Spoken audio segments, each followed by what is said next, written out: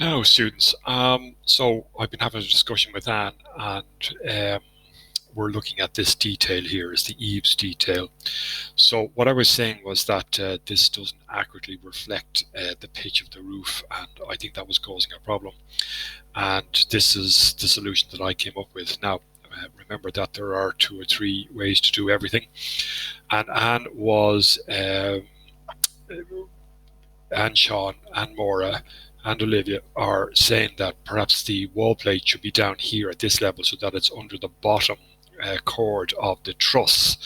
So I'm going to rearrange my detail here and show you how that is done.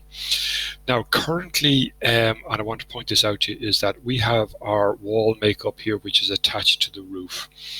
And if I go into 3D section and I highlight that piece of roof, you can see what's happening there. It's attached to the roof, which is covering a gap that would happen. So if I detach that wall, we'll end up getting a gap here.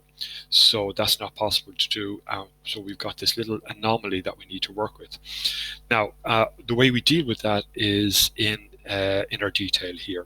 So if you remember, that was a 2D section. So I'm shifting that out of the way. And here is my structural framing, and which is my wall plate. So I'm going to take a distance from there to there, and it's 300. Perfect. Okay. So watch what I'm going to do. I'm going to take my wall plate and, oh, let's just move it down to 0. Perfect. Okay. Apply. There she goes.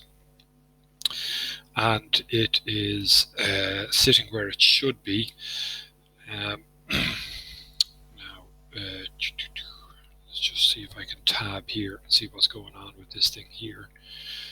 Okay, and then I'm going to move my indicator, the fact that that is the wall plate sitting there. So the wall plate is currently sitting in the correct position.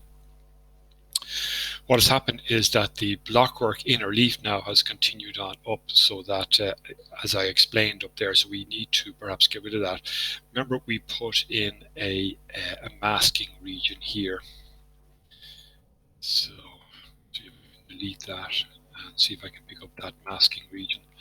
Tab, tab, tab, tab, tab, tab. Okay, no. That one, and delete that one. And okay, so is that a whole masking region there? Is it detail items? Let's. Oh, that's my insulation. Now I don't want to get rid of that, but I am going to shift it just out of the way there at the moment. So, that's what was happening. Right, so let's create a masking region over this area here. We're going to annotate and region and masking and invisible lines is what we want here. Okay, now so what we're going to do is down as far as the wrong side. Okay, start that one again. Line work across to here to there, and let's just join it in there. Now, so let's bring this one up a little bit here. So if I finish that, now that's looking a little bit better. Okay, and I might just drag this out a little bit here, and that takes care of that there. Alright, now so let's draw in a little detail line here, which will be a thin line. Just go from that point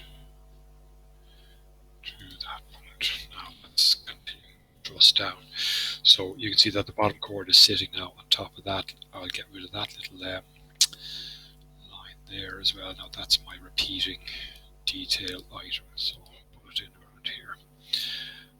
Okay, now that's looking a lot better straight away, and I will select that. I'm going to edit the boundary, get rid of that one, get rid of that one, get rid of this one, and I will